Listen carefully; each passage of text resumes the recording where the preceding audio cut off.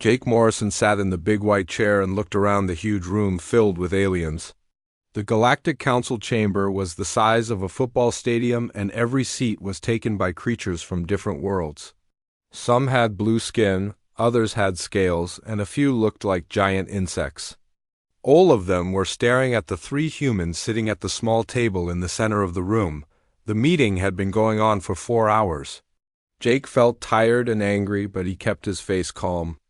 Next to him sat Captain Lisa Rodriguez, who commanded the human exploration ship called Horizon. On his other side was Dr. Kevin Walsh, who knew more about alien languages and cultures than any other human alive. All three of them wore their best uniforms, but they still felt out of place among these ancient beings. High Counselor Vexthara stood up from her golden throne. She had 4 purple eyes and blue skin that seemed to glow under the bright lights. Her voice came through the translator device that hung around her neck like a metal collar. When she spoke, all the other aliens stopped talking and listened. "Ambassador Morrison," she said in a tone that sounded like she was talking to a child, "your species has only been traveling between stars for 200 years. The youngest member of this council has been exploring space for over 4,000 years. You must understand that membership in the Galactic Council is not something we give out easily." Jake had heard this speech many times before. Every few months he came to this station with new proof of human achievements. He brought reports of human colonies that were thriving on distant worlds. He showed them records of human ships that had rescued alien crews from pirates. He presented evidence of human scientists who had cured diseases that had plagued other species for centuries. But it was never enough for the council. Captain Rodriguez shifted in her chair. Jake could see that she was getting angry too.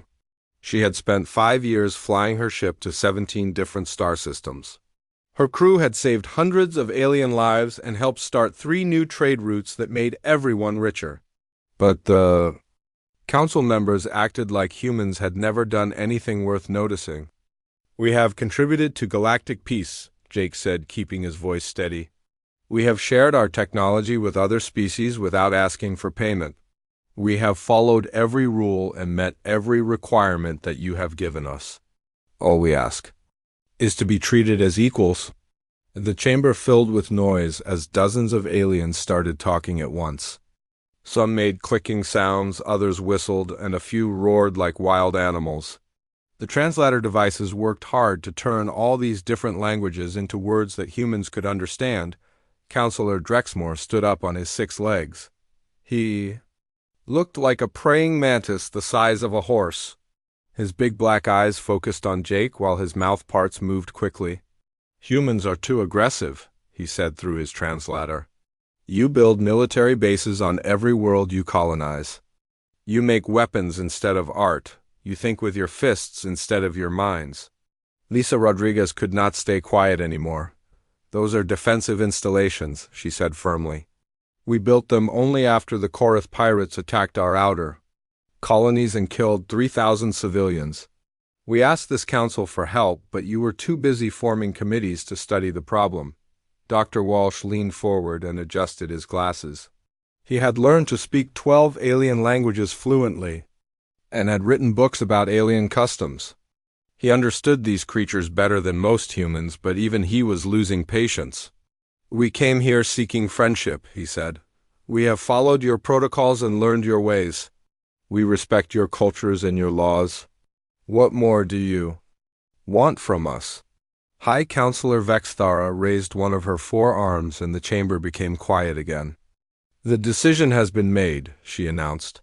"Humanity will remain in observer status for the foreseeable future. Perhaps in another century, when your species has shown more maturity, we can discuss this matter again." Jake felt something snap inside. His mind, for 3 years he had sat in this chair and listened to these aliens tell him why humans were not good enough. They spoke about maturity, but they had spent the last 6 months arguing about what color to paint the walls in the visitor center. They talked about peace, but they had done nothing to stop the slave traders who operated in the outer systems. They claimed to represent civilization, but they treated every younger species like unwanted children. "No," Jake said quietly, "the word seemed to echo in the huge chamber even though Jake had spoken softly. The alien translator devices made confused, beeping sounds as they tried to process such a simple response. "Hi." Counselor Vexthara blinked all four of her eyes in what might have been surprise. "I beg your pardon, Ambassador Morrison." Jake stood up slowly. Every alien in the chamber was now staring at him. He could feel the weight of their attention, but he did not care anymore. "I said no. Humanity formally withdraws from all Galactic Council proceedings starting right now." The chamber exploded with noise. Aliens jumped up from their seats and started shouting in dozens of different languages. The translator devices overloaded and began smoking. Some of the smaller aliens ran toward the exits while others moved closer to get a better look at the humans. Captain Rodriguez and Dr. Walsh looked at each other with wide eyes. This was not part of their plan, but they both knew Jake well enough to recognize the look on his face. It was the same expression that human explorers had worn when they decided to cross dangerous oceans or climb impossible mountains. "Counselor," Drexmore waved his arms frantically. "You cannot simply walk away from this council," he screeched. "There are proper procedures to follow. There are forms to fill out and committees to consult. You must request permission to withdraw and then wait for approval." Jake started gathering the papers and data tablets from the table. His movements were calm and deliberate. "Those same procedures have kept us sitting in this room for 3 years listening to reasons why we are not worthy of your respect. Thank you for your time, counselors, but humanity will find its own path among the stars." Lisa Rodriguez stood up and picked up her briefcase. Dr. Walsh closed his laptop and put his translation equipment away. The 3 humans walked toward the main exit while hundreds of aliens watched in stunned silence. High Counselor Vexthara called out after them, "Ambassador Morrison, you are making a terrible mistake. No species has ever succeeded without the guidance and protection of this council. You will doom your people to isolation and failure." Jake paused at the doorway and looked back at the golden throne where the High Counselor sat surrounded by her advisors. "Maybe that is true," he said. "But at least we will fail or succeed based on our own choices, and not because we spent forever waiting for permission to try." The doors slid shut behind the 3 humans with a soft hiss. In the corridor outside, Jake finally let his shoulders relax. Dr. Walsh shook his head and laughed quietly. "Jake, do you realize what you just did?" Jake looked at the sealed doors. "Last time, I stopped pretending that begging for table scraps was the same thing as diplomacy. Kevin, Earth needs to hear about this right away." The emergency meeting room in Geneva was filled with the most powerful people on Earth. President Maria Santos sat at the head of the long table looking at the faces of leaders who controlled armies, economies, and the future of human civilization. The message from Ambassador Jake Morrison had reached Earth just 6 hours ago, and already the entire government was working to figure out what to do next. "Ladies and gentlemen," President Santos said in a voice that carried the weight of 4 billion people, "Ambassador Morrison has pulled us out of the Galactic Council talks. We need to decide how humanity responds to this situation." General Robert Hayes was the first to speak. His gray hair and sharp eyes showed decades of military experience. As the head of Earth Space Forces, he had been preparing for this moment for months. "Madam President, we knew this day might come. Our intelligence teams have been watching how other young species get treated by the Council. Most of them give up and accept whatever scraps they get offered." Secretary of State Helen Parker nodded and pulled up data on her tablet. "Sir, we have been getting secret messages from other species for weeks. The Terran Colonial Union sent us an encrypted communication this morning saying they want to talk directly with us. The Nexari Trade Federation is also interested in making deals without going through Council bureaucracy." Admiral Susan Clark commanded Earth's defense fleets and had spent years studying alien military capabilities. She activated a holographic display that showed the positions of human ships throughout known space. "We currently have 17 exploration vessels operating beyond our solar system and 47 colony worlds that are thriving. We also have trade relationships with 12 different species that are not Council members. We do not need the Council's permission to be successful. Dr. Alan Mitchell ran Earth's alien research programs and knew more about galactic politics than almost anyone. He raised a concern that had been bothering him since Morrison's message arrived. The Council controls the main hyperspace shipping lanes. If they decide to punish us for leaving, they could make it very difficult for our ships to travel between star systems. Director Carol Thompson worked for Earth's intelligence services and had been secretly gathering information about the Council. For years, she smiled and activated her own holographic map. Actually, Dr. Mitchell, they will not do that. Our analysis shows that 43% of all Council trade now goes through human-controlled space. We have become too important to their economy for them to simply cut us off. President Santos studied the data flowing across her personal screen. 6 months ago, she had been focused on problems like healthcare and education on Earth. Now she was making decisions that would affect the future of humanity among the stars. The responsibility felt enormous, but she knew that backing down was not an option. "What about our colonies?" asked Rick Nelson, who managed all of Earth's settlements on other worlds. "Many of them depend on trade agreements that were negotiated through Council channels. If we are no longer part of the Council system, how do we protect their interests?" Admiral Clark highlighted several regions on her map where human colonies were located. "Sir, our latest reports show that 60% of colonial trade is now direct with non-Council species. The Korvaxi love dealing with us because we make decisions quickly. The Zalthians prefer human merchants because we are honest about prices. The Nexari say we are the most reliable trading partners they have ever worked with." General Hayes brought up information that had been classified until this morning. "Our military intelligence division has been studying Council combat capabilities for 2 years. What we found is interesting. These species have been at peace for so long that their individual militaries have become weak. They have not fought a real war in over 2,000 years. Their ships are designed more for ceremony than for actual fighting." "Are you suggesting we might have to fight them?" President Santos asked with concern in her voice. "No, Madam President. I am suggesting that we do not need to fear them trying to fight us. The Council maintains order through politics and economics, not through military force. They have forgotten how to project real power beyond their home systems." Secretary Parker accessed her latest diplomatic files.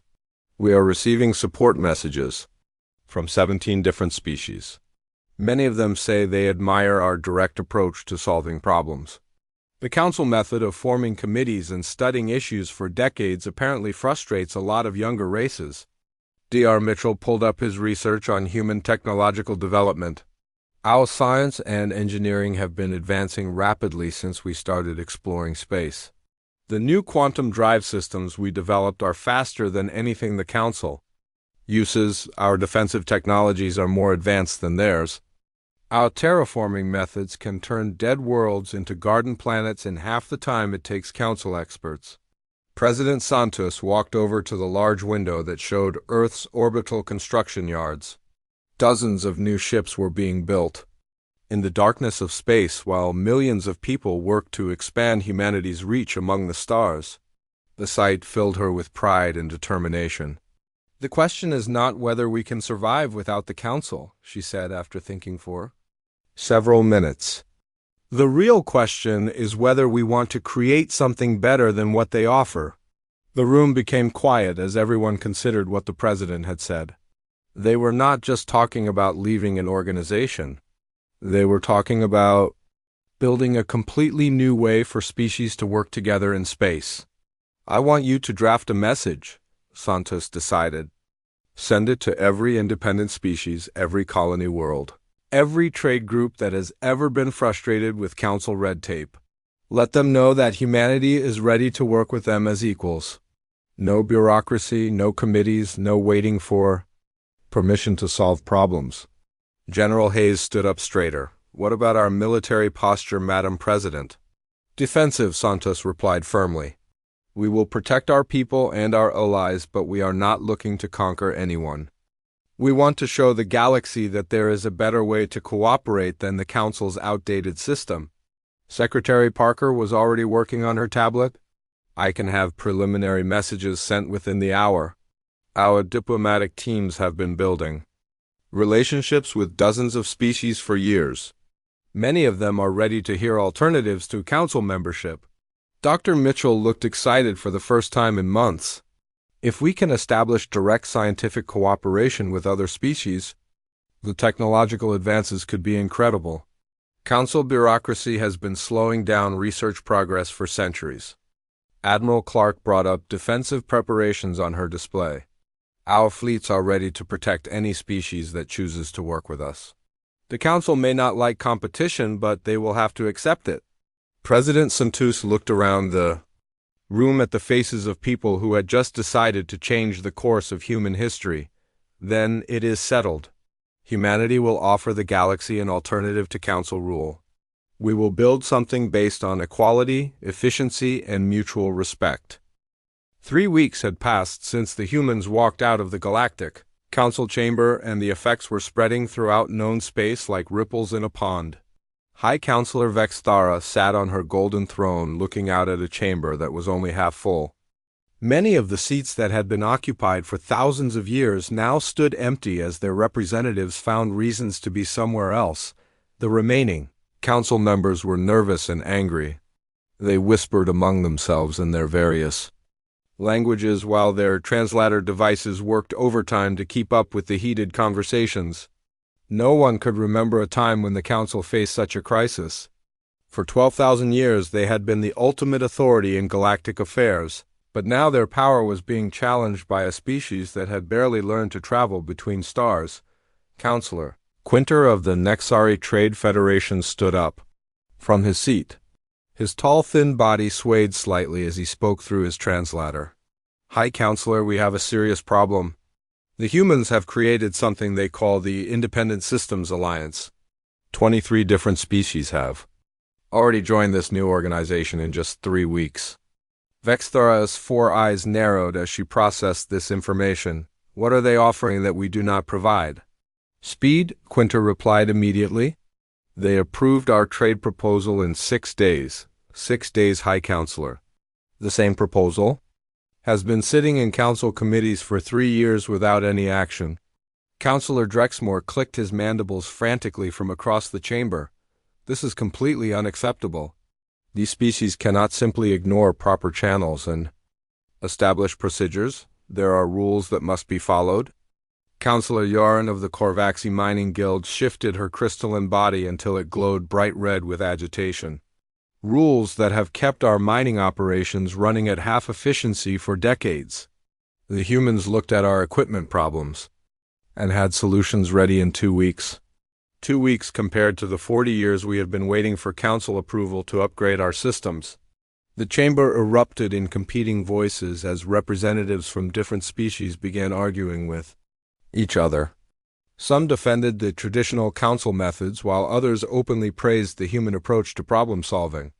The translator devices began overheating from the workload and several started smoking. Order, Vexthara shouted through the amplification system. We must address this crisis in a methodical manner.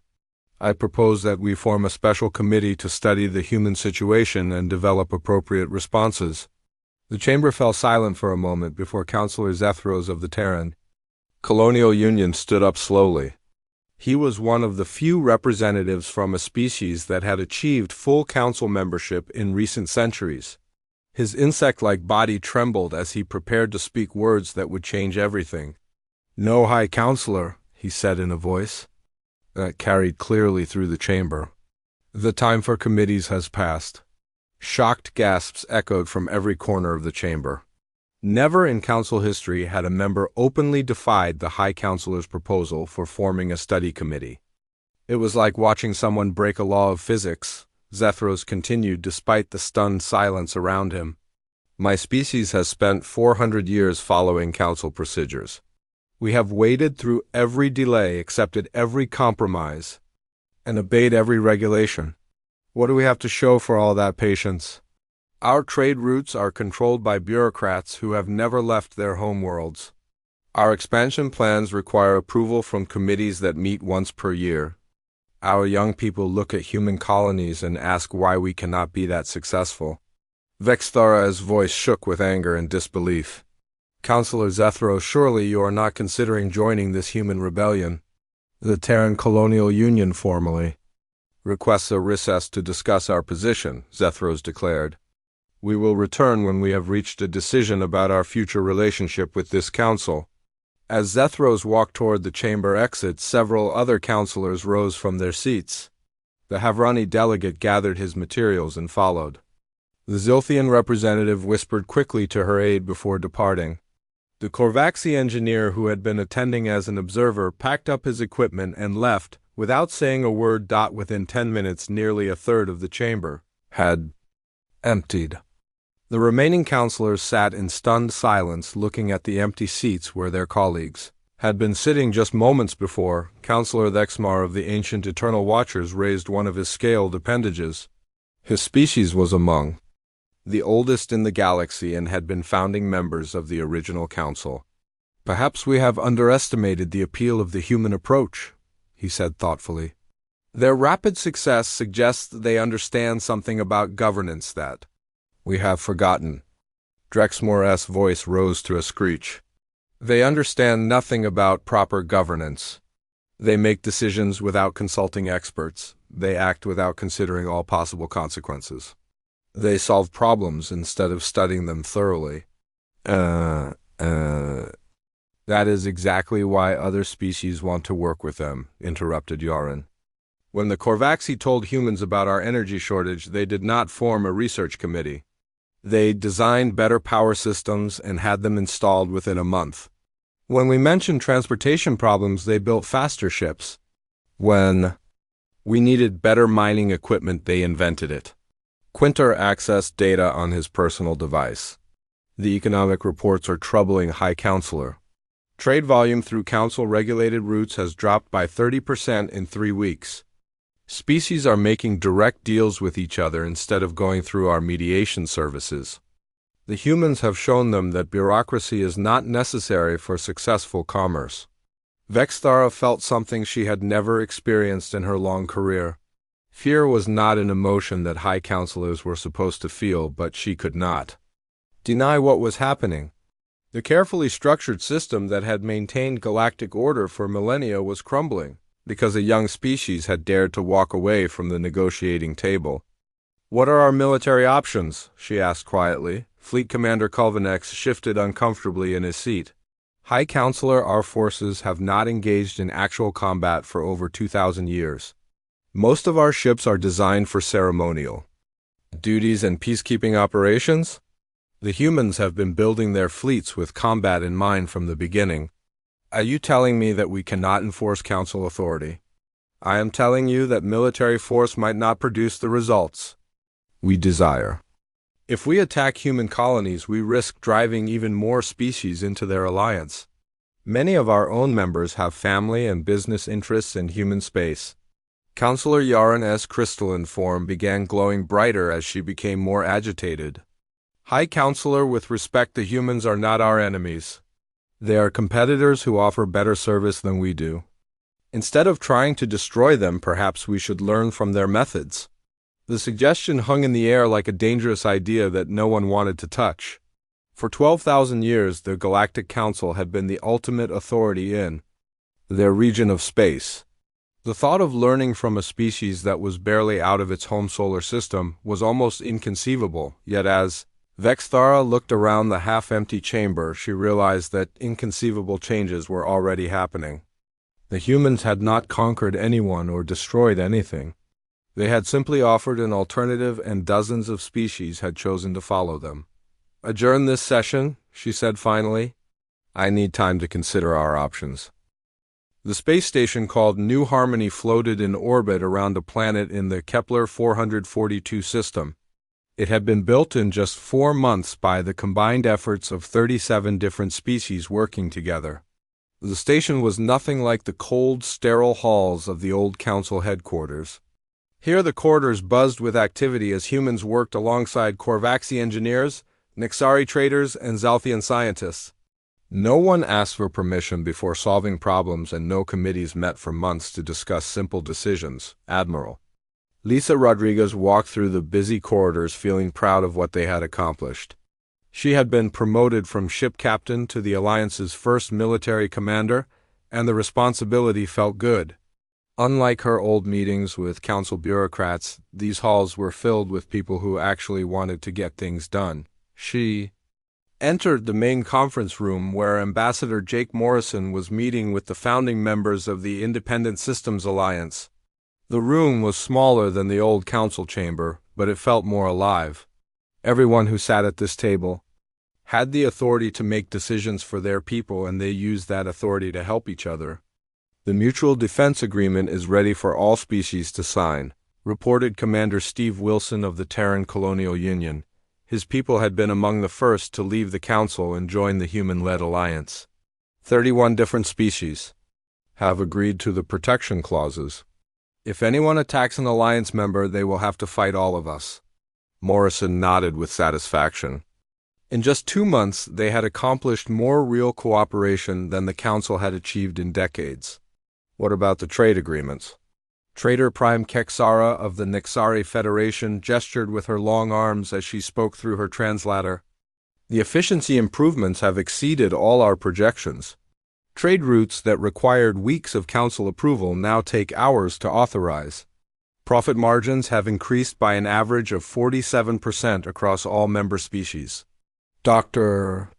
Kevin Walsh had become the Alliance's chief science officer and was enjoying the job more than anything he had ever done. He activated a holographic display showing their latest research projects. The collaborative science initiatives are producing remarkable results. By combining human innovation with Korvaxi engineering and Nexari energy technology, we have developed hyperspace drives that are 20% more efficient than the best council systems.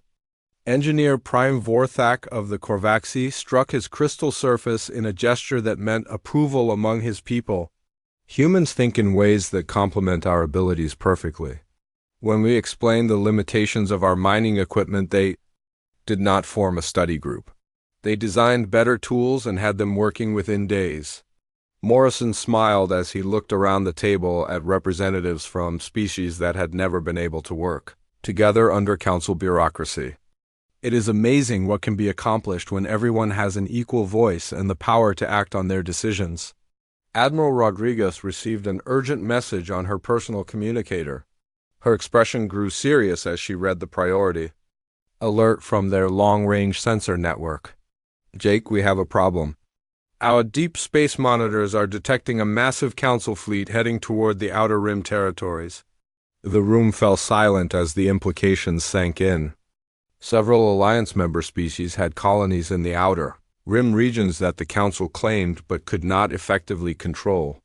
It looked like the old galactic government was finally ready to use force to maintain their authority. How large is this fleet? Morrison asked. 400 ships, including 6 of their largest dreadnoughts. They are moving toward the Kepler 186 system, where 3 of our member colonies are located along with the biggest human terraforming project outside Earth's solar system. Dr. Walsh accessed the strategic database from his portable computer.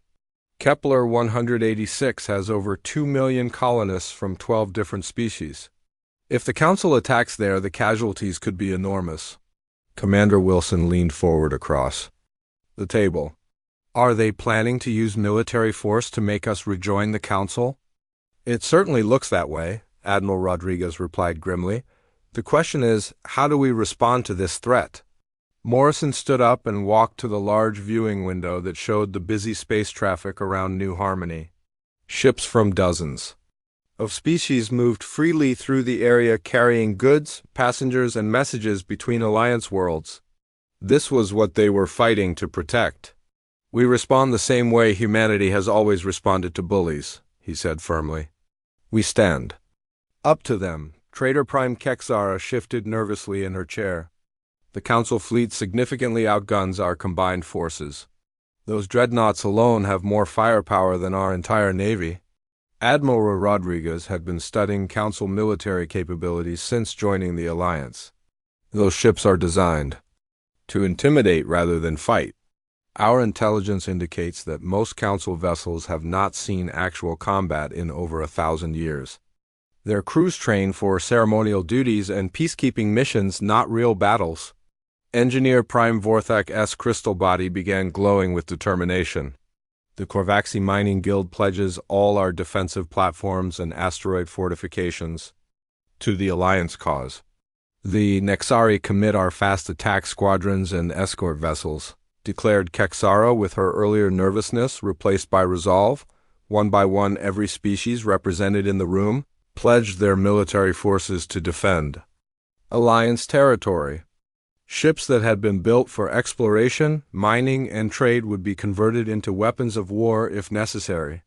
The Alliance would face its first real test, and they would face it together. Morrison looked around the room at faces that had evolved on different worlds under different stars, but were now united by a simple idea.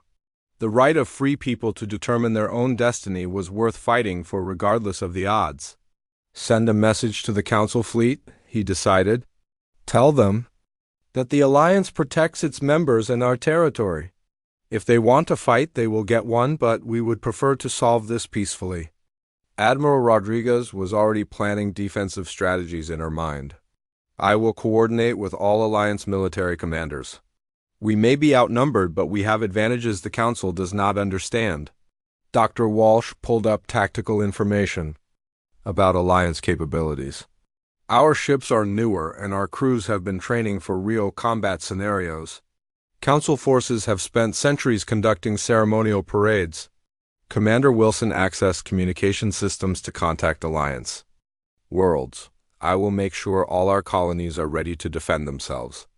The Council may discover that conquering free people is much harder than ruling subjects. Morrison felt the weight of command as he prepared to lead his people into their first war.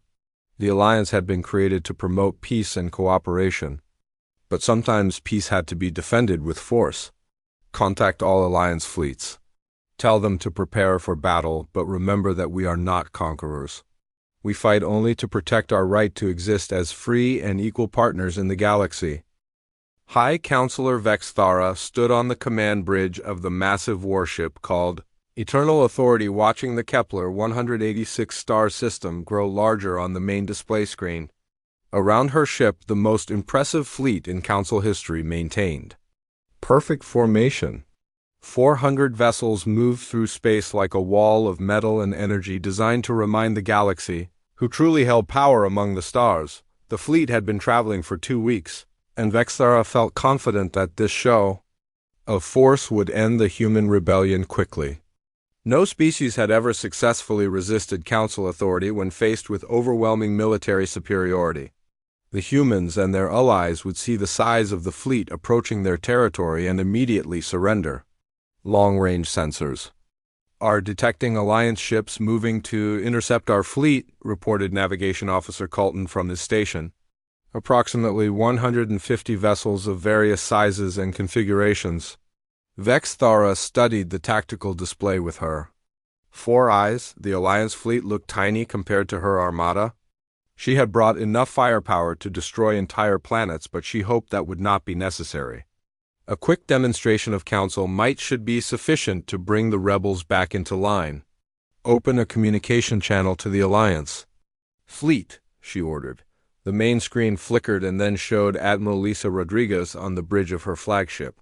The human vessel looked small and fragile compared to the Council dreadnoughts, but Rodriguez appeared calm and confident. Behind her, the Alliance command crew worked with quiet efficiency, preparing for battle. High Counselor Rodriguez said in acknowledgement, "You are approaching Alliance territory with a hostile fleet. State your intentions." "These star systems belong to the Galactic Council by ancient treaty," Vexthara replied coldly. "Your illegal colonies will be removed, and this rebellion will end immediately. Surrender now, and your people will be treated with mercy?" Rodriguez's expression did not change. "These systems belong to the species that live and work in them. The Alliance will defend our people and our territory." "Admiral, you are facing 400 Council warships. Your fleet is outnumbered almost 3 to 1. Surely you can see that resistance is futile." For the first time, Rodriguez smiled, and Vexthara felt uncomfortable about the confidence she saw in the human's eyes. High Counselor, you are thinking like a politician. I am thinking like a soldier. Numbers do not win battles. Determination and skill win battles. And we have something your fleet lacks. Which is what exactly? Something worth fighting for. The communication ended abruptly, leaving Vexthara staring at a blank screen. She had expected the humans to be intimidated by the size of her fleet, but Rodriguez had seemed almost eager for the coming battle. Fleet Admiral Kexmore, begin the attack, she ordered. The ancient Corvaxi military commander hesitated at his station. High Counselor, perhaps we should attempt further diplomatic contact before resorting to violence. Admiral, you have your orders. Begin the assault immediately. The Council fleet moved forward in their traditional battle formation. It was a massive wall of ships designed to overwhelm enemies through sheer size and firepower. The formation had worked successfully for thousands of years against species that understood they were outmatched. The Alliance fleet scattered. Instead of trying to meet the Council formation head-on, the Alliance ships broke apart into small fast-moving groups. Human vessels provided command and control while Nexari attack craft harassed the flanks of the Council formation. Corvaxi mining ships that had been converted into mobile weapons platforms struck from unexpected angles. What are they doing? Vexthara demanded as the tactical display showed chaos instead of the orderly battle she had expected. Fleet Admiral Kexmore studied the attack patterns with growing alarm. His crews had trained for ceremonial formations and peacekeeping operations, but never for this kind of unconventional warfare. They are not fighting like a traditional fleet, High Counselor. They are fighting like hunters attacking prey. An explosion rocked the Eternal Authority as a squadron of Alliance fighters penetrated their defensive screens. Council crews that had spent decades polishing equipment and practicing parade maneuvers suddenly found themselves in actual combat against opponents who had been preparing for real war. Like predators, Kexmore finished his sentence grimly. Admiral, Rodriguez's voice cut through the chaos on an open communication channel that reached every ship in both fleets. All Alliance vessels, remember your training. We are not here to conquer territory or enslave populations. We are here to protect free people. Show them what citizens fight like when their liberty is threatened. The battle was unlike anything in recorded Council military history. Their rigid formations designed for intimidation crumbled under the Alliance's flexible tactics. Human commanders coordinated attacks by multiple species with deadly precision. Corvaxi engineering expertise kept damaged ships fighting long after they should have been destroyed. Nexari speed and maneuverability made them almost impossible for Council gunners to target effectively. 3 hours after the battle began, the mighty Council fleet was retreating toward deep space. Alliance forces pursued the fleeing ships but did not attempt to destroy vessels that were no longer fighting. They had proven their point without unnecessary bloodshed. High Counselor Vexthara sat in her damaged command chair, staring at the tactical display in shock and disbelief. 47 Council ships had been destroyed or captured while the Alliance had lost only 12 vessels. The most powerful military force in galactic history had been defeated by a collection of mining ships, trading vessels, and exploration. Croft.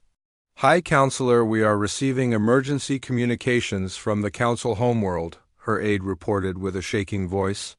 17 member species are requesting immediate peace negotiations with the Alliance. They want to discuss joining the human organization.